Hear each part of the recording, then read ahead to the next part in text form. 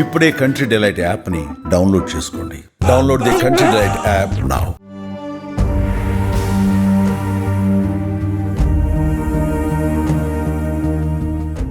అమెరికాలో ఘోర ప్రమాదం.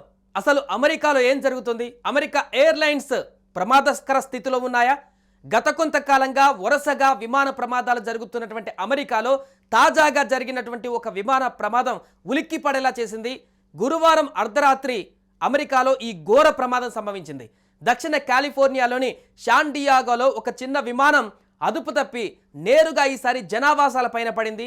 దీంతో మంటలు ఎగిసిపడి 15 ఇళ్ళు, పదుల సంఖ్యలో కార్లు తీవ్రంగా దెబ్బతిన్నాయి. 15 ఇళ్ల కరెక్ట్గా ఎక్కడైతే ప్రజలు నివసిస్తున్నారో ఆ ఇంటి పరిసర ప్రాంతాల మీదనే ఈ విమానం కూలిపోయింది. ఇక దీనికి సంబంధించి నగర శివార్లలోని స్కాల్ఫిన్ స్ట్రీట్, షాంటో రోడ్ సమీపంలో ఈ ప్రమాదం చోటు చేసుకుందని కూడా పోలీసులు తెలిపారు. వెంటనే స్పందించినటువంటి పోలీసులు, అగ్నిమాపక సిబ్బంది ఘటనా స్థలానికి చేరుకొని సహాయక చర్యలు చేపట్టారు. ఆ ప్రాంతాన్ని తమ ఆధీనంలోకి తీసుకొని ప్రజలెవరూ అటువైపు రాకుండా హెచ్చరికలు జారీ చేశారు. ఇక ఈ చిన్న విమానంలో సుమారుగా 10 మంది కూడా పడతారంటూ కూడా చెప్తున్నారు. అయితే దీంట్లో ఎంతమంది మరణించారు, ఎంతమంది ఇంకా గల్లంతయ్యారన్న విషయాలు మాత్రం బయటకు రాలేదు. గాయపడ్డటువంటి ఒక వ్యక్తిని హాస్పిటల్లో చేర్చారు. సివియర్గా ఉన్నటువంటి వ్యక్తిని ఇంకొక హాస్పిటల్లో చేర్చడం జరిగింది. బట్ మృతి చెందినటువంటి వారు ఎంతమంది, ఆ ఫ్లైట్లో 10 మంది పడేటువంటి కెపాసిటీ ఉన్నటువంటి దాంట్లో పైలట్తో పాటు ఇంకెంతమంది ప్రయాణిస్తున్నారు, ఇళ్లలో ఉన్నటువంటి వ్యక్తులు శిథిలాల కింద ఇంకెవరైనా మృతి చెందారా, దీనికి సంబంధించిన వివరాలు అయితే ఇంకా బయటికి రావాల్సిన అవసరం ఉంది. ప్రస్తుతం అక్కడ రెస్క్యూ కొనసాగుతుంది. ఈ ప్రమాదానికి గురైనటువంటి విమానం సెస్నా రకానికి చెందినదిగా గుర్తించారు. ఈ ప్రమాదంలో పైలట్ సహా 2 మరణించారని, జనావాసాలపైన విమానం కూలినందున మృతుల సంఖ్య పెరిగే అవకాశం ఉందంటూ కూడా అధికారులు ఆందోళన వ్యక్తం చేస్తున్నారు. అధికారికంగా చెప్పనప్పటికీ కొంత అక్కడ సమాచారం అయితే అందుతుంది. దాంట్లో చనిపోయినటువంటి వారి వివరాలు. విమాన శకలాలు చెల్లాచెదురుగా పడిపోయాయని శాన్ డియాగో అగ్నిమాపక శాఖ సహాయ ప్రధాన అధికారి ఏబీసీ న్యూస్కి కూడా ఆయన వెల్లడించడం జరిగింది. అక్కడ స్థానికంగా ప్రస్తుతం సహాయక చర్యలు కొనసాగుతున్నాయని, పూర్తి వివరాలు త్వరలోనే వెల్లడిస్తామంటూ కూడా ఆయన పేర్కొన్నారు.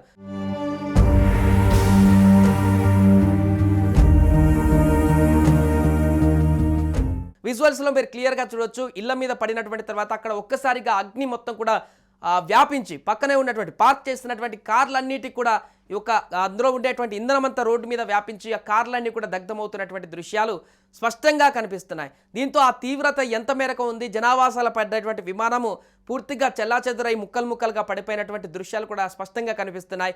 ఈ నేపథ్యంలో అమెరికాలో వరుసగా గత కొన్ని నెలలుగానే వరుస ప్రమాదాలు జరగడం, సుమారుగా ఈ మధ్యకాలంలోనే కొత్త 2 సంవత్సరాల క్రితం నుంచే 30 నుంచి 50 ప్రమాదాలు, విమాన ప్రమాదాలు అమెరికాలో చోటు చేసుకోవడం. అసలు అమెరికాలో ఎయిర్లైన్స్ వ్యవస్థ ఏ రకంగా ఉంది, ఎందుకు తరచు విమాన ప్రమాదాలు జరుగుతున్నాయి, దీనికి సంబంధించి అసలు అమెరికా ప్రభుత్వంలో ఎలాంటి వ్యవస్థ నెలకొంది అనేటువంటి వివరాలు అయితే ఇప్పుడు బయటకు చెప్పాల్సిన అవసరం ఉంది. దీనికి సంబంధించిన విమర్శలు కూడా వస్తున్నాయి.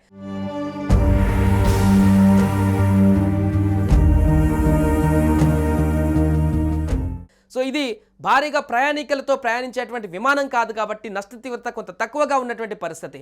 సుమారుగా అది 10 మంది కెపాసిటీ గల చిన్న విమానము. సో అప్పటికి పైలట్తో పాటు ఇంకా ఉన్నటువంటి కొంత 2-3 మరణించినట్టుగా తెలుస్తుంది. జనావాసాల్లో ఉన్నటువంటి వారు ఎంతమంది మరణించారు ఇంకా క్లారిటీ లేదు.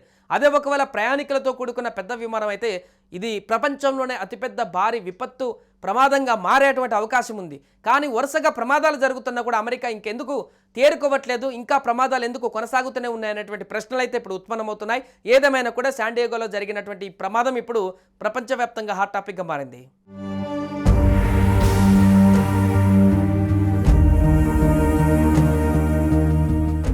సుమన్ టీవీలో మీ పర్సనల్ అండ్ బిజినెస్ ప్రమోషన్స్ కోసం కింది నెంబర్కి కాంటాక్ట్ చేయండి.